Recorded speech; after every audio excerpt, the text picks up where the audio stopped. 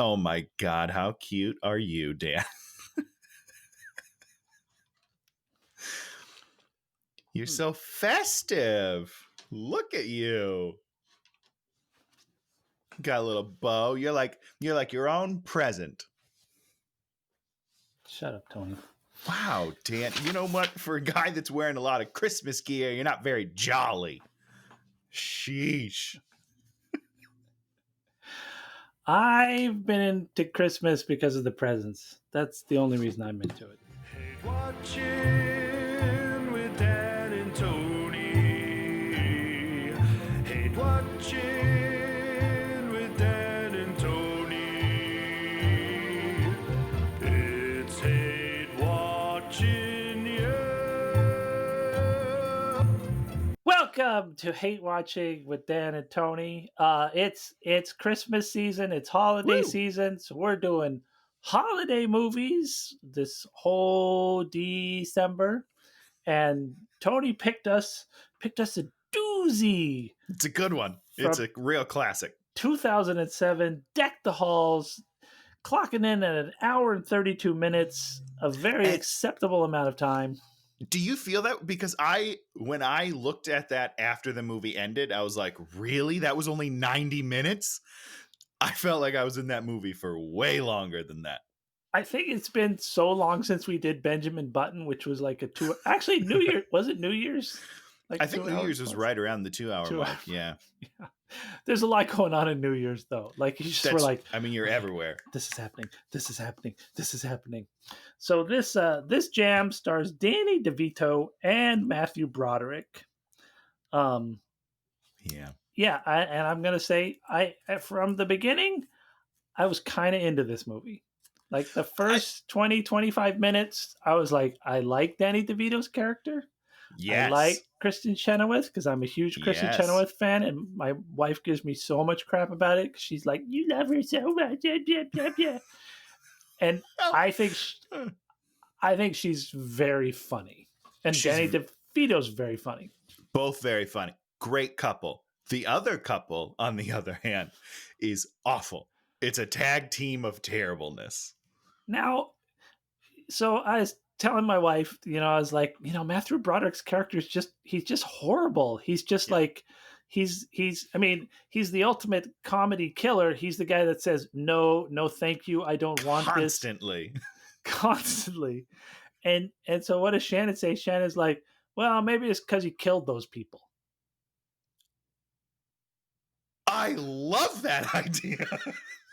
Did you know he killed a couple of people? Wait, are you saying he did?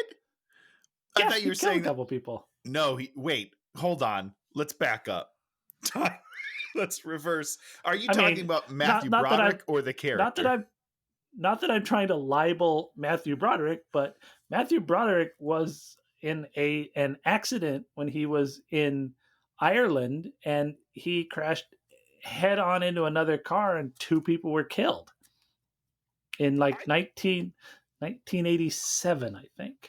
Okay, we need to take a brief moment because when you first said that, I thought you were talking about the movie, and I thought you were saying his character killed the last owners of that home, and that's why he's so dark in the movie, like he's so unfun in the movie. I was like, oh, that would be a fun twist if he was a murderer. But you're saying in real life, Matthew Broderick has killed people. Yeah, okay, that's fucked up. Yeah, that's really sad. He was there, and they sort of at first, it was him, and he was dating Jennifer Grey. Okay. Wait, Jennifer Grey or from Dirty Dancing? Whoever Dirty Dancing girl is. Yeah. And they were like a secret couple, and they were on like a vacation, and they got lost a couple times, and they hit the road in the middle of the night, and then head on, killed both people in the other car, and then they both survived. And then they were going to kind of go after manslaughter or something, and then they ended up finding him 175 pounds, and that was it. Wow. Okay. So, I could see that changing your comedic approach to life. Sure. But that doesn't account for the people who made the movie still letting it happen.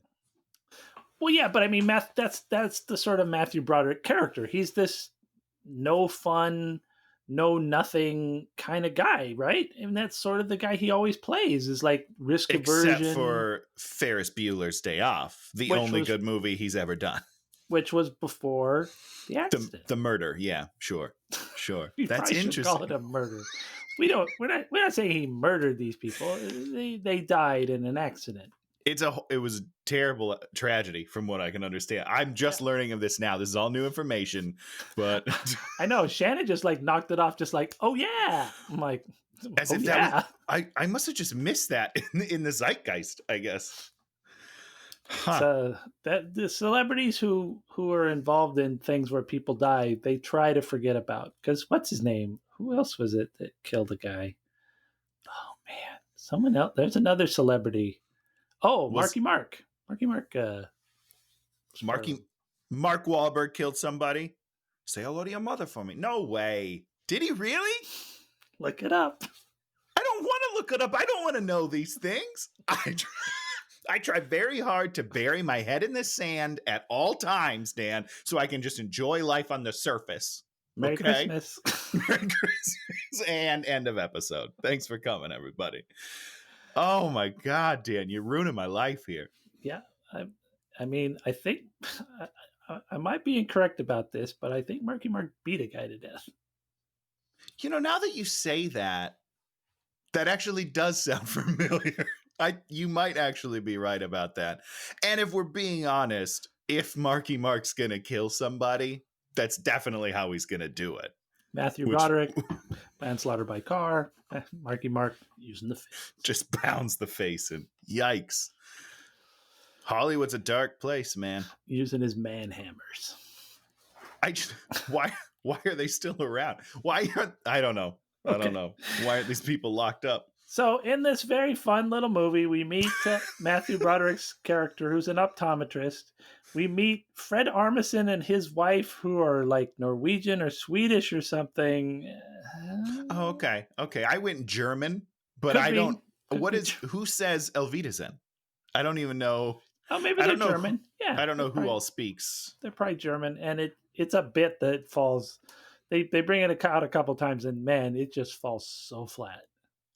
Is it a bit? I didn't see it as a bit. Like they don't come with jokes though, other than they gave like one joke that I really liked, which when they were in caroling, but we can talk about that later. Yes, we will talk about the jokes that actually landed, which there's a couple. There's some jokes that land in this thing. So the house across the street from him has a for lease sign, and then it says leased. Is it? And this is just for my own clarification. Are they in a cul-de-sac? Who knows? Okay. All right. Because it looked like to me that it was a cul-de-sac, but it was around Danny DeVito's house. So like he was the center of it. You couldn't really I don't know.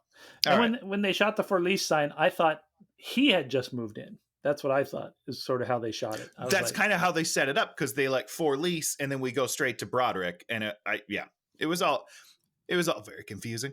So we established that it's December 1st, that they established much later that they're in Massachusetts. So many times, where are they? Where are we? Where do they live? Where? Like it's in my notes for like 2 pages until they finally tell me, and then I didn't care anymore. Yeah, like, and it's really like just random newscast that finally tells us where the hell they are. You know, it's just like people just set up Massachusetts. Even though I think they shot all this in Canada. I buy that. That makes sense. So he's got 2 kids. He's got the one kid, the girl, who like gets nothing to do, and although she's actually very funny. She's from Arrested Development, right? Search Party. I think, is she Search Party? She did Search Party. Search Party is a really weird show. It's like one of those kind of classic.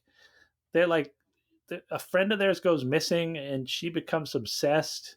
And then they finally find the friend. And then at the end of the first season, spoilers. Oh boy. Like somebody gets killed, like sort of accidentally. Okay. And so then like the second season is them covering it up. It's like, okay. It's like, it's one of those classic things where the tone of the show is so weird.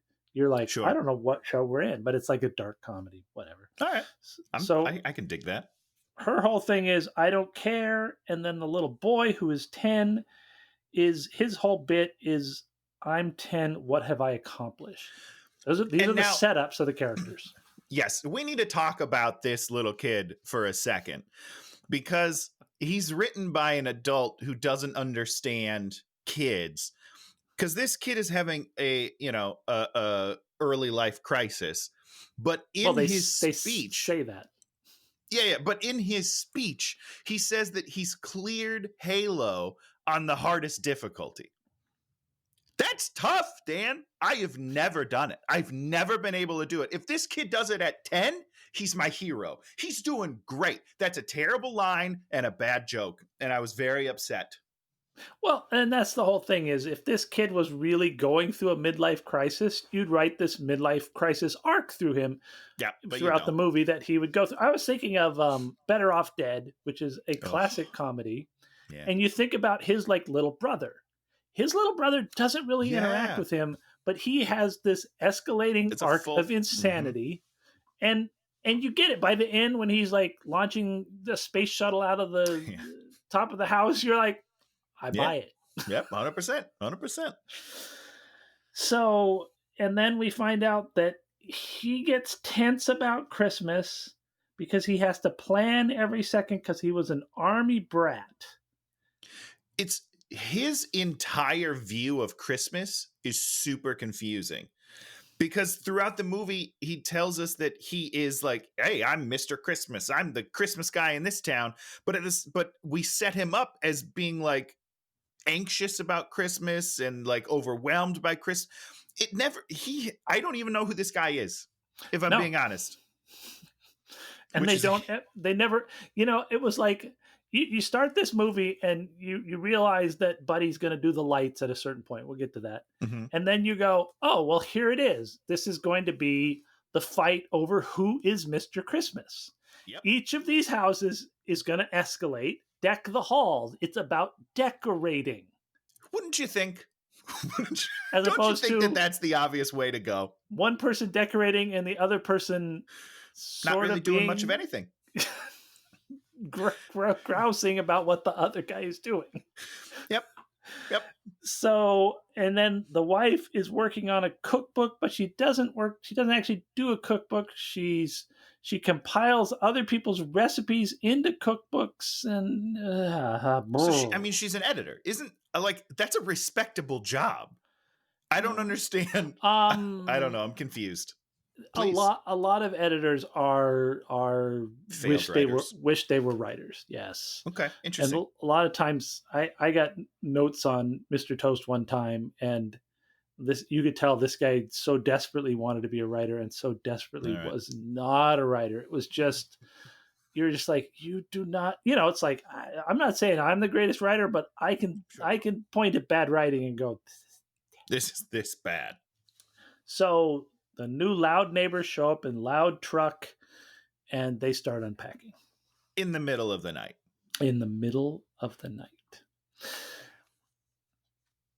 And of course, this movie also has the great thing, which we're not going to talk about it too much, is like a person will set out to do something and will do 100 years worth of work in silence. Instantaneously. with without ladders or anything and perfect, We will talk about it very briefly at the finale. Okay. Because it's the most absurd thing I've ever seen. So, boom, Matthew Broderick character goes to open the door to get his paper, and boom, there's Danny DeVito picking up his paper, which he doesn't hand, and we meet the characters. He takes the cup. So he has the paper, he takes the cup, and then they leave with it. Such a good bit.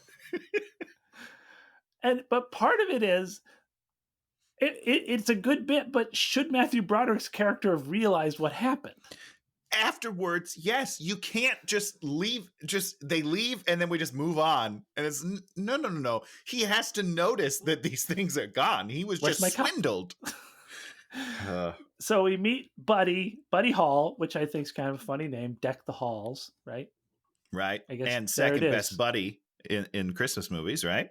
Because you like that bullshit elf movie. Yes. And then Christian Chenowith comes over, and then she makes like a boner joke on him, which was so funny. It was so funny, but Matthew Broderick's character doesn't hardly react. He just tightens up his robe. Like I wanted there to be just the slightest bit of interplay, of fun, just a little bit of fun from the other family, and it never comes. Well, I mean, yeah, that's totally. It was funny. I was watching Adventureland. You remember that movie? Oh yeah, absolutely. And there's a part where he's with what's her name in the pool, and then she gets out, and she's like, "You should get out," and you like, "No, he cannot get out." And they play this little bit, and this is a great bit because the wife can be like, "Are you looking at Kristen Chenowith, who is amply endowed?" Mm-hmm. And they don't do anything with any of these things. And yeah, then Buddy walks off with his paper and his coffee, and it's kind of all forgotten. Yeah, it's a nothing. There's like they set up a couple of great bits and then never follow through, and then we're out. It's a bummer. So then they go to visit them at the house, and so it's the whole family, and then they meet Kristen Chenowith, they meet Buddy. We establish that there's this very expensive vase in the house, which is just on a stand in the middle of the room. Some of the worst exposition I've ever seen in my life. That it's on a pedestal in the middle of the room and someone walks into it. Why is it there? If it's so expensive, why is it in the middle of the room? So dumb. And then she's like, this is more expensive than our entire house. That information won't come into play later. So frustrating. So then the little 10-year-old sees a picture of half-naked Kristen Chenowith, a really terrible painting. I thought that was so funny. Here's my problem, Dan. The idea of the bit is funny to me. However, they have Chenowith dressed where her bra is just out. Yeah. So her boobies are hanging out of her shirt. She's showing more skin in real life than she is in the half-naked painting. Sure. And that kid staring at a painting, don't think so. That kid, his eyes have not left her chest in that entire scene. That's all he's looking at. I'm sorry. And I know that because I felt the same way. Okay. Tony spent the movie. He's like, the good parts. Kristen Chenowith's breasts are on stage screen. But only for a little bit. The rest of the movie, she's totally covered up. That's why it bothered me. So just have her covered up in this scene and then half naked on the painting. Like it doesn't make sense that this is the one scene that she's super revealing and then sweaters the rest of the movie. Very confusing to me. So then Kristen Chenowith talks about how she was a model at the community college and how Buddy was like a peeper, and that's how they met. Peeking in the windows of her nude modeling art class. I come on. That's so fucked up. It's very weird. And then the two daughters come downstairs. They're smoking hot.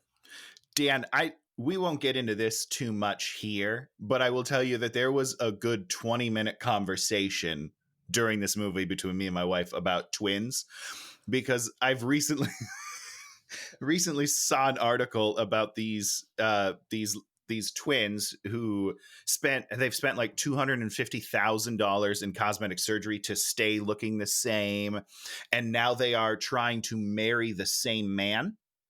Literally one guy marrying both twins. It's illegal right now, but they're trying to get around it. And it's all so weird. And so then it's weird. I don't like it. You don't like the idea of girls being twins? No. Twins are great. Twins who are together. That's weird to me. You mean twins that are friends? You're against twins that are friends? You mean lovers? Wait, these two female like I don't think they set up that these two girls were having sex with each other. Oh, no, sorry. No. This movie is not that. I'm saying I just read that article this week, and then this movie brought down these two twins where the boy is like, there's two of them, and and I'm immediately like, oh, I'm grossed out now. I don't like it. So I can't get on board with the bit because this article has ruined my So entire you're life. imagining that little 10-year-old boy's going to marry those two twins and they're going to have That's like what this happened. weird That's thing. what happened immediately. It was fresh in my mind, and I was like, I'm out. I can't handle this storyline anymore. You're so weird. And the little boy says, "Can I live here?" Which I thought was very funny. Great line. And then Great line. we establish that the twins are going to kind of open up the life for the daughter, which kind of happens. And Yeah. Matthew Broderick's character protests a couple times, but she doesn't really go through any sort of change. And there isn't any sort of, we don't reach this sort of crescendo point where she's like walking the streets in acrylic heels or anything. Yeah, I mean, the most that we really see, other than the song number, is her sweater is like off her shoulder, and he lifts it back up, and I was like, ugh, men. That was gross. So then we find out that Buddy has got a job at the car dealership. Then he meets these other dealers, and they're like, "You can't sell a car to that guy." And Buddy goes out there and says 6 words, and then the guy comes in and has bought a car, and so they have to give Buddy like $3,000. $3,000, Dan. It's an extravagant bet. Yeah, you're gonna bet somebody $3,000. Okay, whatever. And we set up that Buddy can sell anything to anybody, Which in the end doesn't matter. It never plays a role in anything in this movie. Nope. Why would you say, like, that's a big character thing to set up to not pay off later in any sort of way whatsoever. And we sort of set that up with him stealing the coffee and the newspapers. He's a guy that gets out of things. Yes, just like 100%. his mercurial and then they sort of, it's a beautiful sort of idea for a character, and I'm sure other people have done it really well, but they sort not of this guy. Not this movie. So we see Buddy at home. He needs to do something important, and they're looking at Google Earth, and you can't see the house. And he says, "We're invisible." I was so confused by this because they said they could see Broderick's house, right? No. How can they see one house and not the other? But more importantly, throughout the movie, they continually say they can't see it, even with the lights on. But if you could see the other house with no lights, just because it's bigger, if you put a ton of lights, it doesn't make any sense to me. And that is the whole problem with the whole premise. The entire setup of the movie is stupid. And I solved this while sitting there watching this dumb movie. No, you didn't. Well, the one thing is Google Earth and those kind of things, they don't refresh constantly. So what happens is the satellite goes around. It's not constantly taking the picture. It refreshes over time. And my dad put something in his backyard, and then it took, I don't know if it was a week, a month, or whatever. It took an amount of time till they came back over and took another picture. Interesting.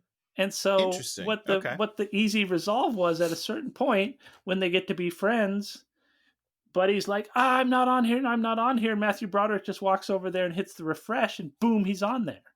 Great. And it would have been this beautiful moment where Matthew Broderick's character resolves Buddy's issue. Sure. And then they can actually, there's human interaction there that can happen based on someone knowing something a little more and helping someone understand it. Yeah.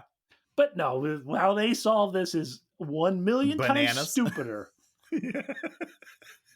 So it's 3 a.m. and he starts putting up lights. Yeah. Yeah. He does a lot of things in the middle of the night. I'm starting to think that Danny Devito doesn't sleep. Or Danny DeVito's character does God knows what. And then we have a good joke. He comes out, Matthew Broderick, do you know what time it is? Oh, yeah. And Danny says, are all the clocks in your house busted?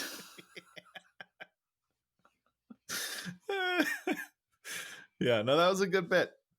And here's the thing is, I feel like even Broderick has a couple of jokes written for him, but he just can't deliver them. So when DeVito gets a joke, he's able to hit it really nicely, and that's the difference. It's the difference between funny people and not funny people. And that's Yeah.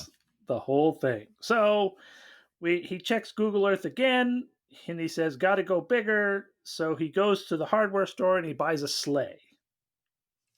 What, Dan, why is there a sleigh in the stockroom? Where did it come from? How did it get in there? Is it even for sale? Why is it there? I don't understand. And I. So then we do the whole.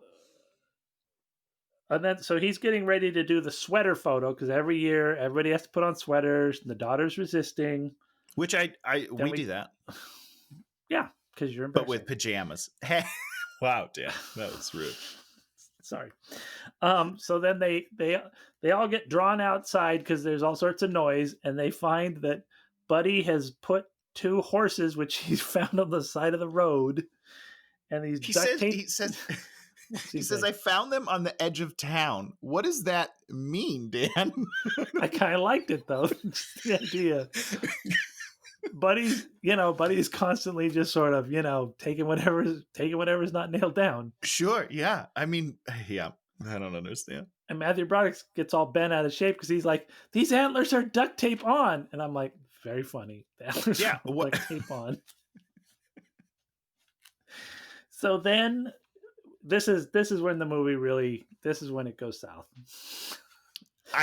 I mean, I'm glad you've enjoyed it so far, but I'm pretty much out immediately. Oh, okay. Yeah, because I was interested in this Danny DeVito character and the idea that he felt invisible. And I like that. Yeah. And he's a guy that has these sort of sliding morals. And but he's never not a bad guy at all. They of course sort of make him into a bad guy for no reason because they want that. Yeah, do they? I don't even know if I ever felt that turn. I guess my thing is throughout the movie, I always thought he was a better character than Broderick. Like he was always morally higher than Broderick's character. That kind of breaks down. Okay. So all right. He's like, take the picture in the sled. The family says, yes, we should take the picture in the sled. And why does Broderick say no? Because that's the idea, is he's a no character. He's a character that says but no. He's Mr. Christmas, Dan. He's the Christmas guy. He should jump at the chance to take a sweater photo in a real life sleigh. No, he has to say no to everything. And so then the sleigh takes off and we have sleigh hijinks through town and he destroys cars. It's a really boring scene. It's really terrible. It's poorly done.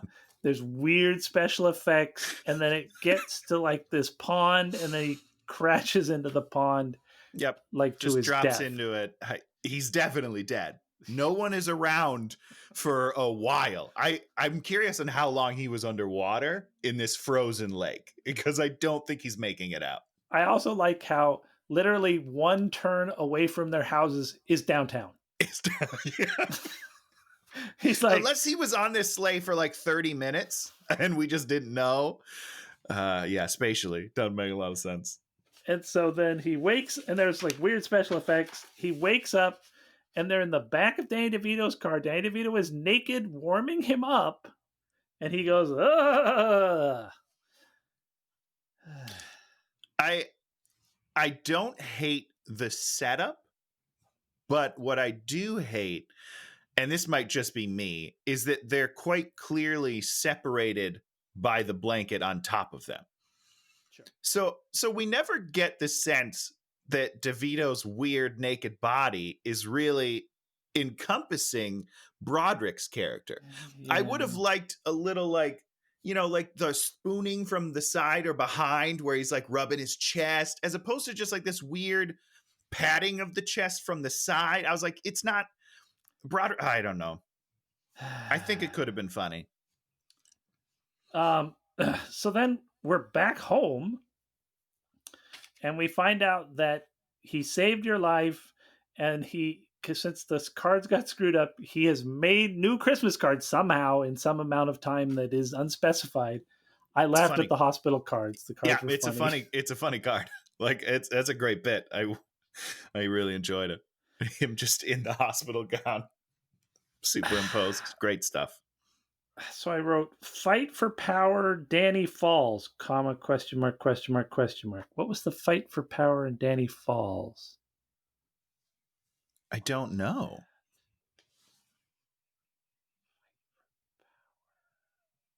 Whatever. Yeah, I don't know. Now we get to the set piece of the Christmas trees, cutting down the Christmas trees. Hey, yeah. Talk about that one, Tony. Well, okay. I mean, my problems are more dealing with the specifics of things because Danny DeVito is holding a chainsaw like the whole time. Yep. And then they decide they're going to race. And then when DeVito's chainsaw starts in the distance, Broderick is surprised. He's like, oh, give me the axe. It's like, what did you think he was going to do? He had the chainsaw in his hand the entire scene. Why are you surprised right now? I don't understand that. I don't know. So that whole thing just frustrated me. And then I do like that their trees went up in flames, but It was so funny. But they all just stood there. There weren't any jokes. Like, that's a good place for either panic or like solid one-liners while you're watching a tree. Like, go watch National Lampoon's Christmas Vacation, guys. When that tree goes up, there are some great fucking jokes there. And there's just nothing, just crickets as like a very funny visual gag is happening. Very funny visual gag. Big tree, smaller tree, smaller tree, smaller tree. And then like a little baby tree. It's very funny. Yeah. And you're like, so then they get back home and they have this small, sad tree. Yep. Which is literally the dumbest thing because there are so many Christmas trees and Christmas tree lots. You would never have to buy a 2-foot tree unless you wanted a 2-foot tree. I am confused because where did Buddy get his tree then? One over. Am I supposed to believe that was the last tree on the lot? I don't. They throw in this literal line where it's like, I only get the silver something palm tree, whatever, which is, I'm sure maybe it's a real thing, but it's like, it could be. But get a different tree. You just burned them all up. Yeah, you burned them all up. You just have to settle. Yeah, get a different type of tree and not the world's shittiest tiny tree because that's the only of this. You know, it's you're making the character do arbitrary things based on some arbitrary rules that none of us buy. Yes, and so the bits don't work. You know, if only the little tiny. You know, if the other 4 trees had burned and he only has that one little tree left. Sure. Have him save that little tree, throw his body in the way, save the little, there's so many ways. That would be fun. That would be fun. I would enjoy that. Wow. How hard is it to diagnose this movie? It's easy. God, idiots. You're idiots. So I wrote, he gets a sequencer for the light, so he's starting to sequence them. And then we have this whole sort of scene where Buddy has filled up the truck with lights again. And Matthew Broderick's character's there, and everybody's asking Buddy questions about lighting. Which all checks out because he's clearly the Christmas guy. Matthew Broderick hasn't done a single Christmas thing. I wouldn't ask his opinion either. And that's the one thing is his house is bland as like not even There's no like decorations. It's got 2 little trees in front of it or something. It doesn't have anything. Yeah, got nothing. It's got nothing. Also, he's kind of a curmudgeon. So, like, I wouldn't want to ask him a question. Even in the beginning, when we're trying to set up that he's friendly with all the townsfolk, he's kind of a dick. Like, he's mean to the old lady he's giving glasses to. And then he's, like, not super friendly to anyone he's saying hi to. I got the feeling like they were saying hi out of obligation to him, as opposed to being like, hey, nice guy that I like a lot. And so I wouldn't approach him either. Buddy's super, like, he's a fun guy. He's nice. He jokes with everybody. He's more personable. 100% I would talk to him over Broderick's character. And here we have at the 32-minute mark, we have Broderick saying, I'm the Christmas guy. And then we set up the speed skating thing. Which both of those things felt so out of the blue to me. Even though I knew, I guess it's hard for me to know because I've seen this movie a bunch, but I feel like the first time I saw it, I knew that that's where this movie was going for the Christmas battle. But I don't ever feel that build from Broderick's character. He's never trying to one up Buddy. He's just trying to tear Buddy down. Yep. Which is not the same thing. Nope. So when he's like, I'm Mr. Christmas, it's like, this is not a competition. You're just sabotaging the other guy. That's not the same thing. And then I don't believe either of them skate. No. And well, I think they said he had to train for like 2 months. Oh, really? Because Devito certainly didn't skate. Devito's like, what? Yeah. I'm not doing that. That's stupid. So then we have caroling. And then we find Matthew. That's when they're going to go out with the sailors. Now, was one of the sailors the guy from Glee? Oh, man, I don't think I was paying enough attention at this time. I would say probably. I meant to look it up, but I looked at him and I was like, what's his name? The one that killed himself. Is that Chris Colfer? Oh, no, Chris Colfer's alive. He's the other guy. What was the guy that killed himself? What's his name? I don't remember. Yeah. But he's like the romantic lead, isn't he? In Glee? Yeah, kind of the male. Male. Okay, so Broderick's character is Madison can't date, and then they're going to go out with sailors. And I didn't understand. It was very weird, and we never saw the sailors again. It was like, nope. You set up sailors and dating. It's like, I'm interested. Show me more. Yeah, I got so confused. Later, I asked my wife. I was like, "Weren't there sailors involved in this story?" And she's like, "I don't know." So it turns out, Buddy has finished the house, and that ruins caroling because they turn on the house, and the house is this where they do the main one, the whole rap. Oh, there's like rap music going on. Oh, maybe this isn't the big sequence one. This is just the first of everyone being impressed. Yeah. And then Matthew Broderick tries to back out his car to go to see the sheriff to get him arrested, and then he destroys his own car by being an idiot. Which is, I do like this scene only because of the other guy. The drunk guy, the beer guy? The drunk guy, I'm not positive, but I think he plays a character in Supernatural. I think he plays Benny the vampire. It doesn't matter. I think he's very funny. And like, he's just like not looking. He's like, come on, I'm your guy. Like, it's a great bit. It's a good bit. Well, and it's a great bit because you should want, it's like, Broderick shouldn't be deserving of punishment now. But he is. It's like really weird. So is. So he drives to downtown because he wants to complain to the sheriff. Tony, you've lived in Minnesota. Could you drive around with a car missing the door? I wrote this down. He's driving around with no doors. This guy is fucking dead. He is an ice cube. And that's all I wrote. You would die. You would die after like 5 minutes. It's so cold and so dumb. And I was hoping he would. And I mean, once again, there are funny bits you could run. He could be running the heater like at full blast and be like, There's 100%.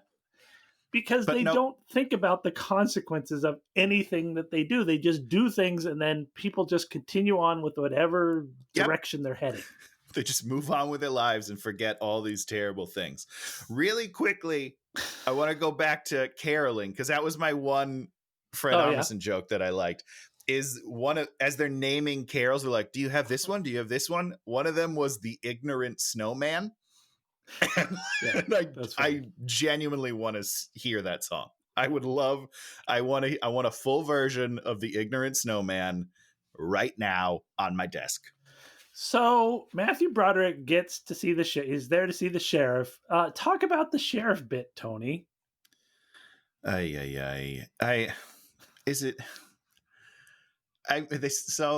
set him up as a cross-dressing sheriff, apparently.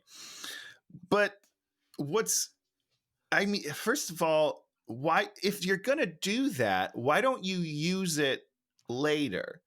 Like it's only used as a bit. It's not used as, there's no payoff. So it feels super wrong. Not just like regularly wrong. It's like, woof, guys, you are scraping the bottom of the barrel here, and it's just bad.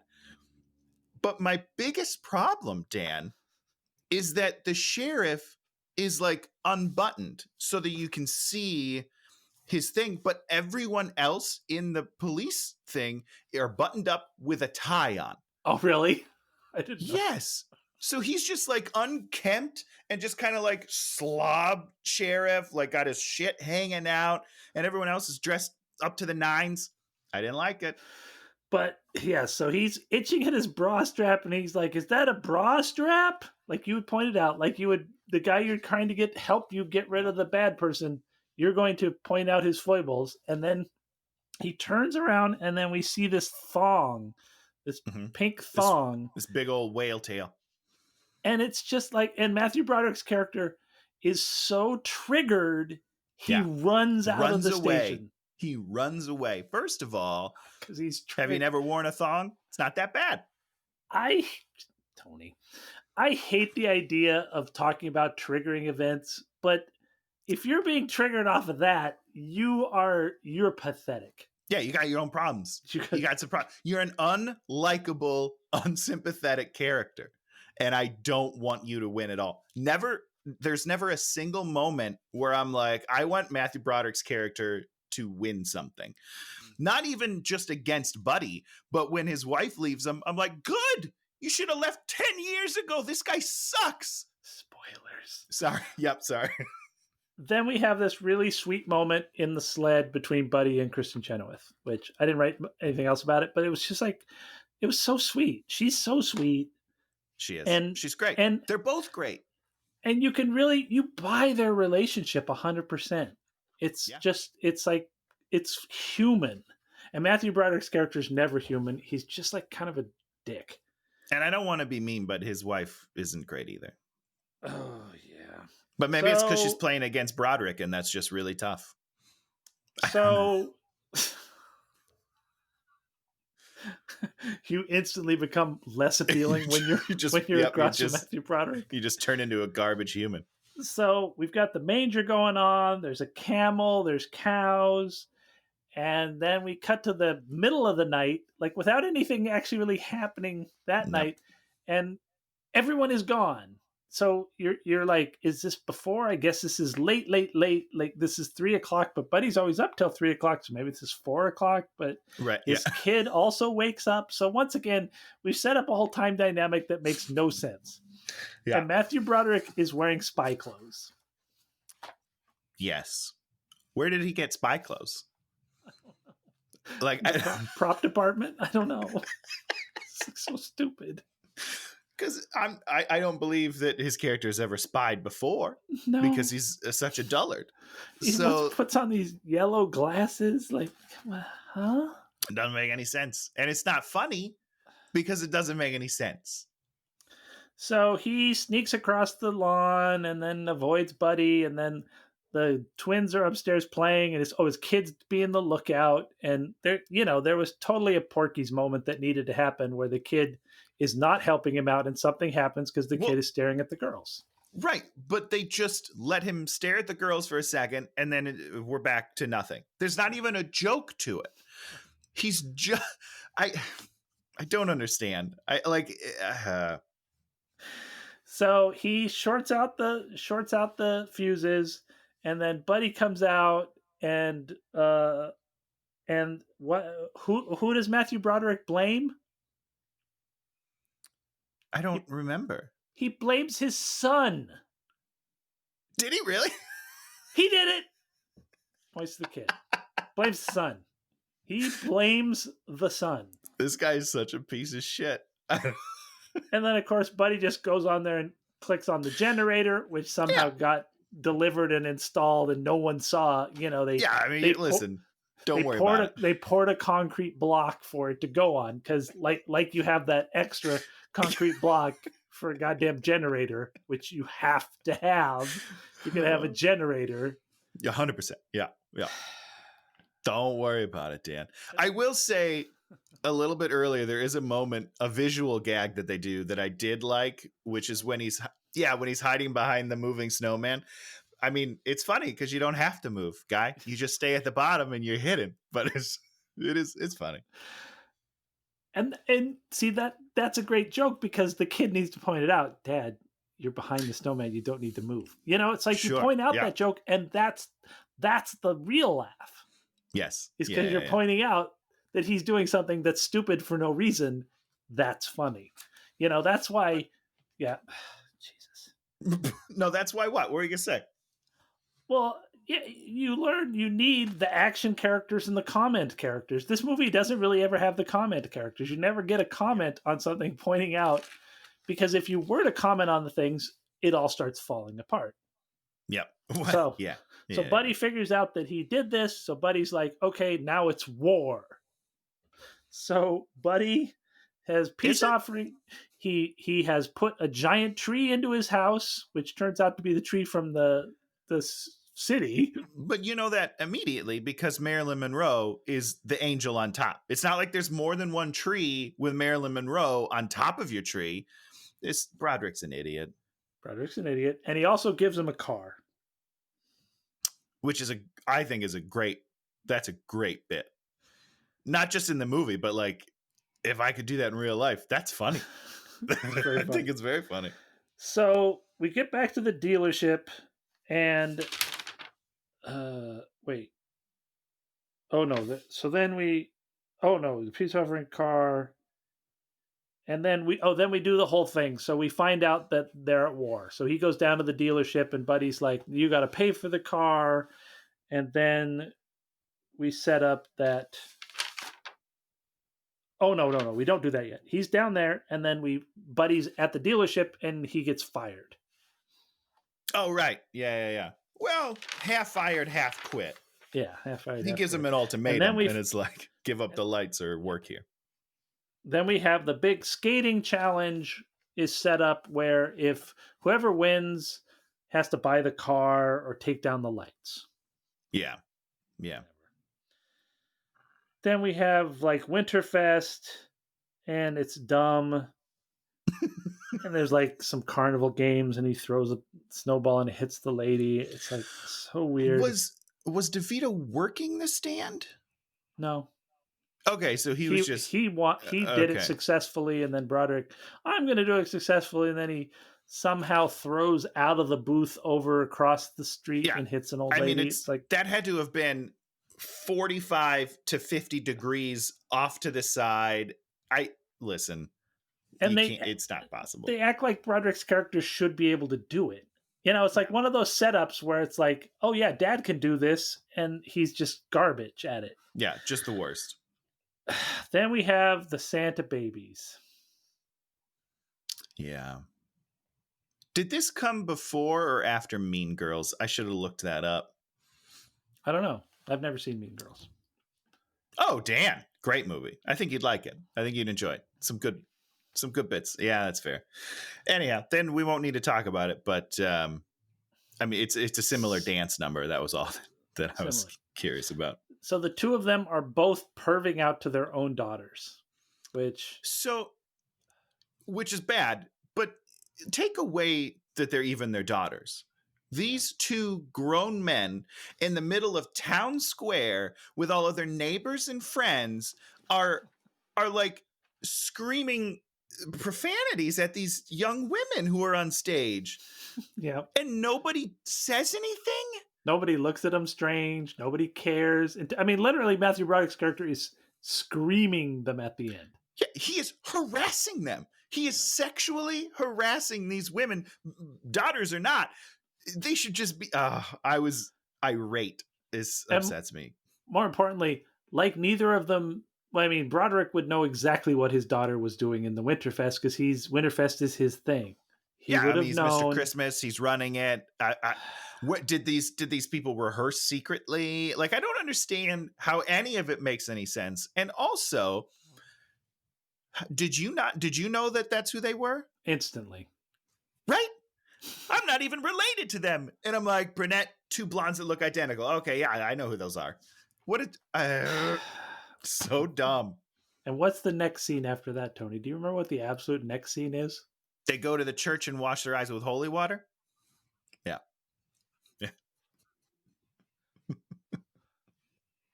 These two guys that have not done anything religious or acted religious, we go to a church that we've never been to for no reason because they need to wash their eyes out with holy water. Not a thing. Not a thing you do. Nope. I mean, bit by a vampire, bit by a werewolf. Yeah, I'd probably go to the church. If I leered at my own daughter, holy water, what? God is going to absolve you of you being a pervy idiot? I don't think that God will. I'm going to be honest with you. I think that's ticket straight to hell right there. So then we have the skate race. These are the two notes I wrote down for the skate race. Buddy wins. Broderick is a dick. Both are true. My third note is there are apparently no rules in this skating competition. Broderick goes backwards for half of it. Immediate disqualification. There's like tackling and interfering, immediate disqualifications. It's so frustratingly dumb. They all lose. We lose. That's who loses, Dan. The audience loses. We lost. We definitely lost. So we're back there. Danny Devito has pawned the vase. He's lost his job. Kristen Chenowith yells at him for being a fuck up. Understandably so. Then we cut to Cal Penn, who's the government guy, saying that you can't see Danny DeVito's house from space. First of all, why is Cal Penn in this movie? Why does he have a British accent? I didn't even think about that. Try it with the British accent. Then you'll see more scientific. Scientific and American. Why? Who's in contact with them? Who's bringing in they government do it through officials? The news. They think they do it through the news. I think they have a news segment cutaway. Is this a national news broadcast? Because if it's local, I'm calling bullshit. Hold on. It's the local news broadcast, and this is the point at which we find out they're in Massachusetts, I think. I think this is the point at which we finally realize that they're in Massachusetts. Oh my God. Okay. So Buddy does this is the big show moment. So Buddy fires up the big show as his wife and daughters are leaving. Big show, pretty impressive. I was like, cool, man. I would love someone to do that on my neighborhood. That's dope. It's not one of the incredible ones because the incredible ones are more focused. You know, like just be like, and now it's all blue, and now it's. I mean, the ones they really do now are just, they're phenomenal. And you can like tune it in on your stereo. Oh, Have you done one of those? No. It's awesome. It's kind of like going to a drive-in movie. They send it out on a frequency, you tune it in, and it's got music that goes along with the lights. There's some really cool stuff out there. Yeah, it's super cool. And so, yes. And so Buddy tells him he's going to do it every night until 4 a.m. on a loop, just to drive Broderick's character insane. And this is finally the point where I sat and thought to myself, is there nobody else on this street? Are they the only two houses on the street? We don't know. I know, but there has to be other people. I don't know. I was very, very confused. We never spend any time establishing the location because that's very typical of a movie like this. They don't want to establish a location. Sure. So he goes, and I wrote, he goes to hire a thug, but he doesn't go to hire a thug. He goes to buy fireworks, which he sets up on top of his house to do war with Buddy. Fireworks. And did he fire them off at like 4 a.m. after the whole thing is over? Because everyone's gone, that is right? Correct. Yep, everyone's gone. The lights have turned off for the night, and then he shoots fireworks at his neighbor's house. And he's like, I'm going to try to give him a heart attack. He's like, no, you're trying to burn his house down. You're trying to murder him. A heart attack. Yeah, no. This is your solution to the problem is a 4th of July attack on Christmas. Which, let's say that does happen. You do kill him. They're going to know it was you. Like, they're going to know that you fired fireworks from your house. It's not that hard.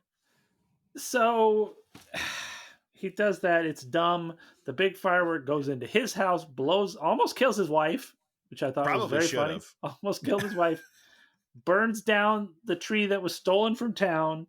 And so then the sheriff and the fire truck show up, and they all know that it's the tree from 100%. town in his house.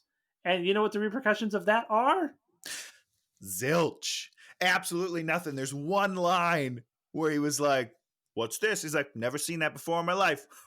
"Oh, you're good. You're good, Broderick." And then he leaves. You got me.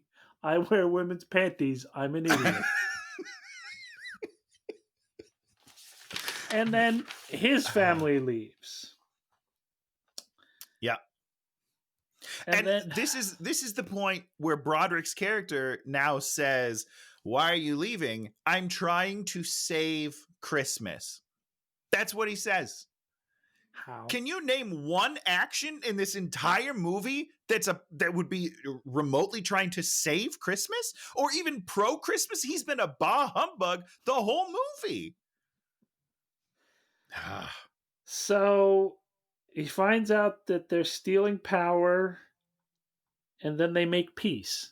Why did they make peace? I don't even remember why they made peace. I didn't even write it down. I honestly can't remember the turn. I would assume that it's just so inconsequential that it just kind of happens. That'd be my guess, because I don't remember at all. So what they do is somehow they have time. I mean, nobody's showing up at his house to see the thing, and somehow they literally take down all the lights off of the house. Literally all the lights. These things that has taken him hours and hours and hours and hours. And weeks. And they make a tunnel of lights all the way from Buddy's house to the motel. Across streets. Blocks. They go blocks and blocks. And so I have a couple of problems. And one of them is the timeline that the movie itself sets. I don't feel like we've done any sort of timeline throughout the entire film, except for this one scene, because we cut to the hotel and they're basically just settling in. They're decorating a mini tree, and it's not like they've been there and they're living there. So it's essentially telling me it's the same night, without a doubt. Oh yeah, it's absolutely the same night. Absolutely the same night. And that is crazy town.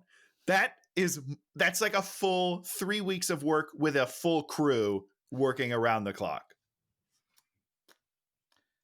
So they made this hall of lights. And do they have clearance for that, Dan? Did they ask permission? No one stops them? I mean, they're running stuff across the entire... They're going across streets, Nope. So he's gonna get so then they everybody makes up. They're gonna make the cookbook. Kristen Chenowith's gonna use her recipes. Buddy maxes out all the credit cards and gets the vase back. Yeah, bad move, by the way.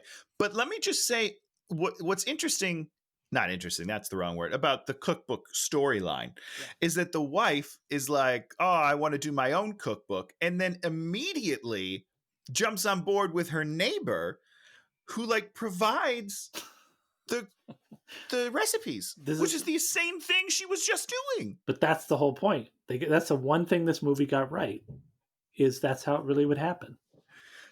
Right? Well, maybe you're right. Because that is her nature is to work with other people. I mean, you're making it sound way sweeter than it was in the movie. You sentimental bastard. So then the whole town shows up. Everybody says they're sorry. And then MTV shows up. Hold on.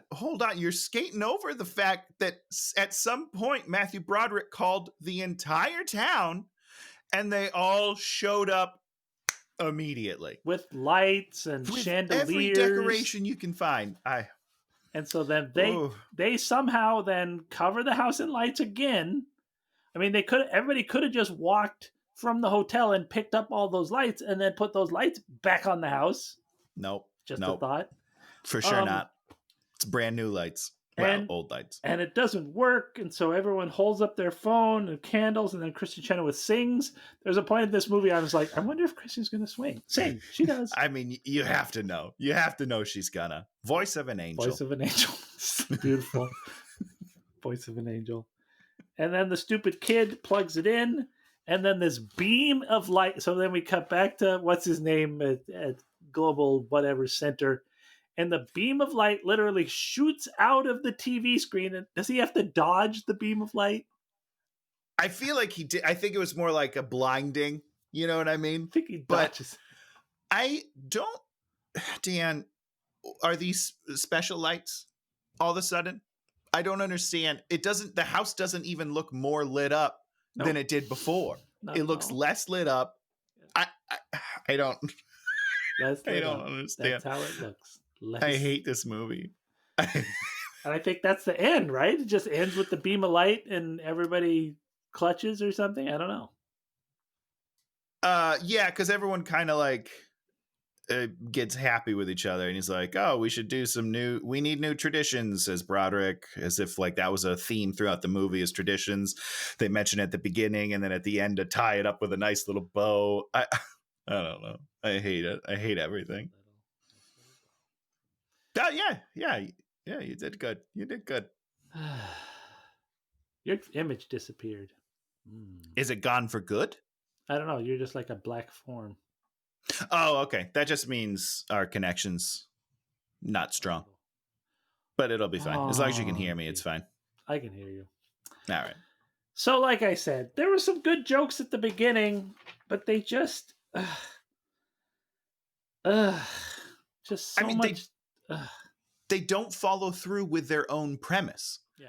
They set up a premise and then abandon it completely, and then it's a shit show, which it would be. I guess the question is, you watch a lot of Christmas movies. Is there another movie where two neighbors compete on lights? I don't remember. And here's why I know I don't remember is because Here's why. I am so confident that there is, but until we rewatch this, I thought it was this one, but it's not. So I believe that there has to be, because I know that movie exists. I don't remember it, but I know it exists. Is that what you're saying? Because I thought that that's what this movie was, and then we were watching. I was like, oh wait, no, that's not what this movie is. So then I'm confused, and I don't remember. But it's out there. I know it is. Now, what's the movie with Chevy Chase being covered in lights zapping out? Is that called National Lampoon's Christmas Vacation? Phenomenal film. Now, does he compete with a neighbor over lights in that? It's almost the exact same storyline. He doesn't compete with a neighbor. He blows his house up super bright and his neighbors are pissed about it. But that's just not the central theme of the movie, because they realized that as a theme is terrible. And so they did other things in Vacation to make it a great movie. They do have a burn up tree scene in that one, don't they? Oh, 100%. So many of the bits that they use in this movie are from that. Yeah. Does it get dragged around the house? The tree? Yeah. Oh, there's a great, there's this whole destruction scene, and then there's a squirrel in it. Honestly, phenomenal. It's phenomenal. It's top 10. This movie tries to steal from that movie, but doesn't understand what makes that movie funny. Now, you got to explain to our audience why you would watch this movie more than once intentionally. Okay, so we do a bare minimum 25 Christmas movies, and then the 26th is a different movie that we'll talk about someday. I'm not totally sure you're not going to pick it sometime this month, so we'll see. And there's just not that many really, really solid Christmas movies that I have to watch every year. What's the 26th? You got to tell me what the 26th movie is. I will tell you on our Christmas episode. How about that? I just don't know if you're going to pick it or not, because it is a movie that people hated, but my family loves. It's our favorite Christmas movie, but it has a terrible Rotten Tomatoes score. Everybody hates it. I'm not going to. So I don't know. I'm not going to pick it. Are you sure? Yes.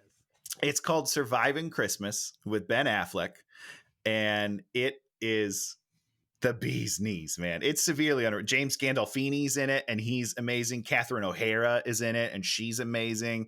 The kid from Sex Drive is in it. He's funny. Christina Applegate is in it. It's a star-studded cast. Half of the movie seems like it's improvised and kind of nonsensical, but I love it. It's hilarious. I'm gonna pick it now. I know. I know. I'll tell you apart. I don't even care. Anyhow, I don't remember what we were talking about, but We're just there's talking not about how that many you movies. watch a lot of terrible movies because there's not a lot of Christmas movies. Yeah, there's probably like 8 to 10 that we love and have to watch every year, and then everything else is just filler. Did you watch Home Alone? Of course, the first one, and sometimes Lost New York. Sometimes depends on how the year's going. So, any final notes on Deck of the Halls? I think my final note is I might remove this from the rewatch list. I think I'm at an age where I've seen it enough times that I don't need to put myself through that anymore. I'll find something else. Taken the punishment enough. Yeah, there's a bunch of Christmas movies coming out this year that I think can take its place. Jingle. We'll see. Jingle jangle. Jingle jangle. Did you watch it yet? No. Okay. I don't think it's for me. I haven't watched it either. But by the time we do this next week, I will have. Yeah. The production values look good, but yeah. Yes. Do you watch the Bill Murray one? The Bill Murray Christmas Carol one? Scrooged? Yeah. Yes. Scrooged is A+ material. So good. You know what's not good? What? Jim Carrey's A Christmas Carol. Oh, really? Whew. No, real bad. But so bad that I'm not going to pick it for this movie or for this podcast because it's so bad. It's not fun bad. It's just awful. Okay, now I have no final notes. Like we said it all. I mean, what can you say? Yeah. If you can't write bits for Fred Armisen to do that are actually funny, other than the ignorant snowman, the ignorant snowman, yeah, which I would guarantee is just an improvisation on the day. Yeah. So the thing I'm picking as my thing that I enjoyed this last week is AMC and Shudder have a show called Eli Roth's History of Horror. Which you haven't watched any of these? They're great. No. We don't get Shudder, so we can't get the first season, but the second season's on AMC. And each one, I do have Shudder. Each one covers a different aspect of monster and horror movies, and so like there's a witches one, there's a haunted houses one. Sounds amazing. It's real good. And then the one that kills me, body horror. Body horror. Just screamed like a scared baby the whole movie because body horror is the thing that horrifies me the absolute most. Explain to me what that is so I can understand it. The quintessential one that they talked about was this movie called The Brood by Cronenberg. Okay. And this woman is manifesting these creepy little kids that have cleft lips, and at one point she opens her robe and there's like one growing out of her belly. What? And it's just anything that has to do with things growing out of you and being you or being symbiotic monsters.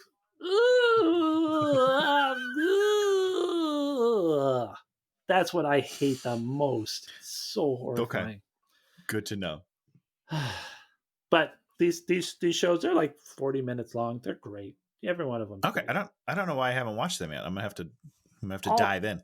Kinds of great people are on there. They were doing Carrie in one of them, and they had the woman that played the mom, and they had one of the girls that played one of the tormentors. They have like Stephen King is on there being interviewed. Just like a bunch of the interviews are great.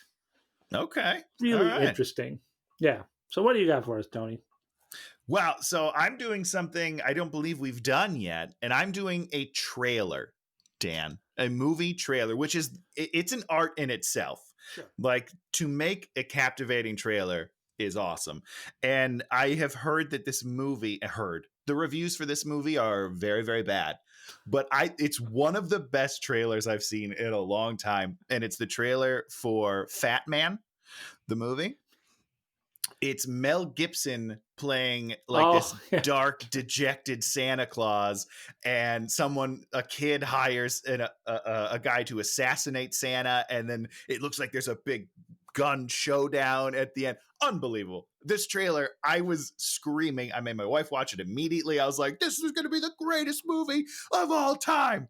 The reviews are out, Dan, and apparently it's not a good movie, and the trailer is very misleading on what it's about. Oh, really? From my understanding is that Mel Gibson's character doesn't even know he's being hunted until the last 15 minutes of the movie. Well, that's the third act. That's when it's supposed to happen. No, there should be some fun stuff before that, okay? So I'm still going to watch it, but the trailer itself is a masterpiece in my mind. Well, we're gonna go with a little bit of Santa Claus next week. Okay. A little talk to me. Different kind of Santa Claus from 1984. Silent Night, ago. Deadly Night. Yeah, okay. Santa right, like horror movie. Yeah. Christmas slasher movie, right? Have you seen it? I have not seen it. Oh, no. Neither have I. But I'm excited. So it's a movie that was so controversial. I guess the trailer or something is like pretty intense, and people were not happy about the trailer because, oh my God, I'm excited. So I thought about watching the Jack Frost horror movie. Great stuff. Is it? I mean, it's hilariously bad. It looked very terrible, so I was like, we'll go with this one. I also looked at Santa Jaws and Santa Jaws. Dan, that is a mainstay for me. You've seen that? I've seen it several times. Is there actually? I mean, I was sort of flipping through it trying to see the Santa Jaws. I never saw it. It's very brief. Well, because they don't have a lot of money. So what you do when you don't have a lot of money, you don't show the monster. Is there a shark with a Santa head on it? Uh-huh. Yeah, absolutely. Yeah. Maybe we'll watch it. Maybe I'll pick it later. You should see it. It's great stuff. So bad. Yes. Silent Night, Deadly Night. We're going to go a little horror since all the actual holiday movies we've tried have not put us in the mood. Any parting words, my good friend Tony? Enjoy the Christmas season, even though we're, locked indoors. Love each other. Have fun. You can still send people gifts. You can still leave people gifts. My dog leaves me gifts almost every night, and I have to pick them up and throw them away in the toilet. So selfless of your pup. That's very all the gifts. Oh, Tim. So happy holidays, everyone, from your best friends here at Hate Watching. If you like what you see, leave a comment, leave a thumbs up. We don't get a lot of them, probably because people don't ever get to the end where we ask for them, so they don't probably realize. Although we got how many hits did we get? We got 100 views on one thing, but it was on Sexy Sex Dungeon. It went crazy for one day, but it was only. And then people realized what it was. Well, I wasn't quite sure because it said 9 unique viewers. No, wait, was it 100 or was it 1,000 views? Maybe it was 1,000 views. Wow. I don't know. It was a lot of views, but it said only 9 unique viewers. So I don't know what was going on with that. So does that mean just somebody played it on repeat? There's so many bots and things that occur to stuff. Oh, for sure. For sure. I think we might have gotten a bot attack on our thing.